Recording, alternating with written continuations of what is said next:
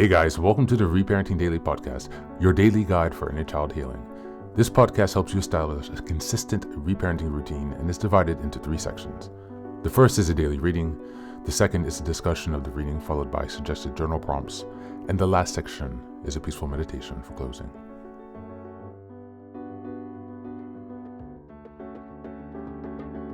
Good morning, good afternoon, and good evening from whenever and wherever you're joining us today. I'm so glad that you're here as we continue on this journey of self-expansion and growth. If this is your first time, welcome. Before we dive in, a few quick reminders. Please like, share, and subscribe to this podcast on Apple Podcasts, Spotify, and YouTube. Your support here helps us spread the word, allowing us to continue to grow this community. Next, I'd like to introduce our Patreon group, where we have 3 weekly meetings. On Sunday, we have a meditation meeting. On Tuesdays, we have a book club meeting. And on Thursdays, we have open topic discussions. These meetings take place at 6 p.m. Eastern European time, so this is Paris, Amsterdam time. I'm also thrilled to introduce a Reparenting Daily journal, which you can find on Amazon. This journal follows the exact theme of the podcast, so each week and each monthly theme and sub-theme, it provides you space to keep your notes and plenty of extra resources for each topic we discuss. It's a really great tool, and if you purchase it, you can join our 3 weekly meetings for free. Just send me an email and we'll get you linked into that. Next, I'd like to announce another creative project I've had, which is a 3-volume series entitled Fairy Tales for Reparenting. Now, you might think, yeah, we're a bit old, fairy tales are a bit fluffy, so why fairy tales exactly? In my own personal work and research and reading into the work of Carl Jung and Marie-Louise von Franz, and just a lot of other types of reading and spiritual readings that I've done, has kind of led me to this journal to rediscover the magic of fairy tales. So I've created this 3-volume series that progresses along the hero's journey from beginning to middle to end. All of the fairy tales there correspond to that point of your journey. At the end of each story, you will have journal reflections and also space to keep your notes for things that you've learned. While returning to fairy tales might seem childish, foolish, or immature, there's actually a lot of value buried there, not to mention the ability to connect with your inner child. These books are filled with fairy tales that you might know, and also some from around the world that might be new for you. So you can look forward to something exciting and a new way to connect with your inner child and to work on your inner child healing if you like. All of these books are available on Amazon, so go ahead and take a look to support this project. Your help here really means a lot. Reparenting is a journey of growth, iterative change, and continuous improvement. Much like nurturing the bonsai tree, it requires patience, care, consistency, and attention. Thanks for being here and for supporting this work, and also for committing on your journey of self-expansion. Now, without further ado, let's dive into today's practice. Today's reading is a blog article from the Mayo Clinic about being assertive to reduce stress and communicate better. Just as a reminder, we're in July, and we're in week 1, which is July 1st to 7th. The theme for this month is establishing boundaries and assertiveness. The theme for this week is understanding the importance of boundaries. You can find a link in the show notes to check out the full article. Being assertive reduces stress, communicate better.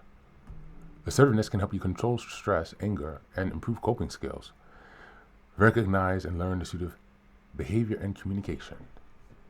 Being assertive is a core communication skill. Assertiveness can help you express yourself effectively, stand up for your point of view. It can also help you do this while respecting the rights and beliefs of others. Being assertive can also boost your self-esteem and earn others' respect. This can help with stress management. It may especially help you reduce stress if you take on too many responsibilities because you have a hard time saying no. Some people seem to be naturally assertive, but if you're not assertive, you can learn to be. Why assertive communication makes sense? Because assertiveness is based on mutual respect. It's an effective and diplomatic communication style. Being assertive shows that you respect yourself because you're willing to stand up for your interests and express your thoughts and feelings. It also demonstrates you're aware of others' rights and willingness to resolve conflicts. Of course, it's not just the way you say it, your message, but also how you say it is important. Assertive communication is direct and respectful. Being assertive gives you the best chance of successfully delivering your message. If you communicate in a way that's too passive or too aggressive, your message may get lost because people are too busy reacting to your delivery. Assertive versus passive behavior. If your style is passive and unassertive, you may seem shy or overly easygoing. You may routinely say things such as, I'll just go wherever the group decides. You tend to avoid conflict. Why is that a problem? Because the message you're sending is that your thoughts and feelings aren't as important as those of other people. In essence, when you're too passive, you allow others to ignore your wants and needs.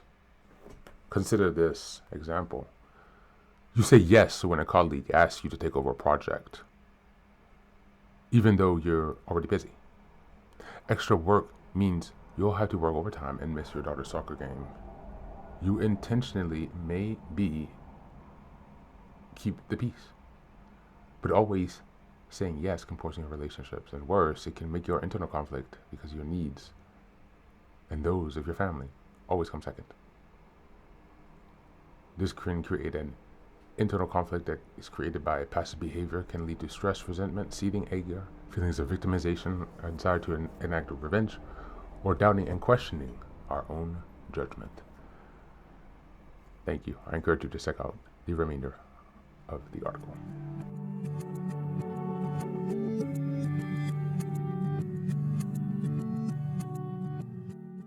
Welcome back. When we grow up in dysfunctional and neglectful environments, we often learn that our needs, limits, and voice don't matter. As a result, many adult children of dysfunctional families either become overly passive, fearing conflict and rejection, or passive-aggressive, expressing needs through frustration rather than clarity. Reparenting is a practice of becoming healthy enough and protective enough to be an empowering caregiver to the inner child, the one that we never had. Learning assertiveness is essential because in this step of the process, we learn how to say, I matter, and to believe it. It's a powerful step towards healing our self-worth, creating emotional safety, and building relationships rooted in mutual respect, as opposed to fear, guilt, or enmeshment. Understanding the importance of boundaries is the first step in breaking cycles of self-abandonment. Boundaries protect the time, energy, and emotional safety needed for healing. They aren't walls to keep people out, but filters to allow the right people to get in. When we practice saying no or expressing what we need calmly and directly, we show our inner child that we are no longer helpless. We have a choice. By building assertiveness, we don't just protect ourselves from harm, we affirm to ourselves that we are worthy of care, space, and peace. This is what is the heart, actually, of reparenting. It's changing the inner story from, I don't get to have my needs, to, my needs are sacred and valid. As we go into the journal prompts today, number 1, what is one boundary I often ignore or feel guilty about enforcing? How did I learn this boundary wasn't allowed? Number 2, what does assertiveness look like to me? And how can I begin practicing it in small, low-risk situations this week? And number 3, if I were reparenting my inner child, how would I protect their time, energy, and emotions with healthy boundaries today? That's it for today. As always, thanks for being here. Take care of yourself, and please do be well.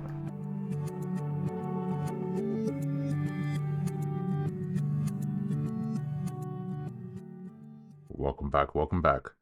Now, this is the third and final section of the daily podcast. This is your silent meditation. Please go ahead and find a space where you can be comfortable and undisturbed, where you can relax and spend some time with yourself for this 10-minute silent meditation. You can choose to be sitting, standing, lying down, or in whatever position makes you comfortable today. Take a moment to simply be with yourself. Focus on your breath and gently connect with each part of your body. If thoughts arise, don't let them overwhelm you.